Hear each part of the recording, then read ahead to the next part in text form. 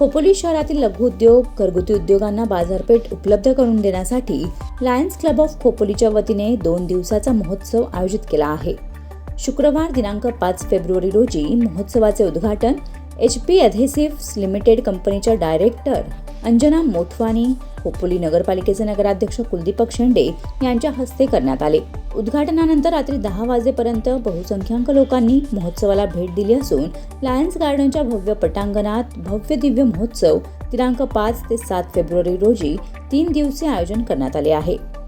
महोत्सवात फुलझाडे, कपड्याचे builder pavilion, electric scooters, imitation jewellery, कपडे, interior decoration, laser cutter, engineering products, विविध खाद्यपदार्थ, सौंदर्यप्रधान वस्तू अशा प्रकारे एकूण 80 ते 90 स्टॉल लावण्यात आले आहेत. लहान मुलांसाठी खेळणी आणि मनोरंजनासाठी ऑर्केस्ट्रा ठेवण्यात आला आहे. तसेच नेक्सा, हुंडाई, आय सुझुका या कंपनीच्या आकर्षक कारमध्ये मोठी सवलत मिळणार आहे. यावेळी लकी ड्रॉचेही आयोजन करण्यात आले आहे.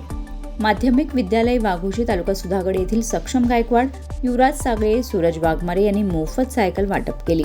महोत्सवातून मिळणारा नफा डायलिसिस सेंटरला देण्यात येणार असल्याची माहिती लायन्स क्लबचे सचिन बोराना यांनी बोलताना दिली आहे.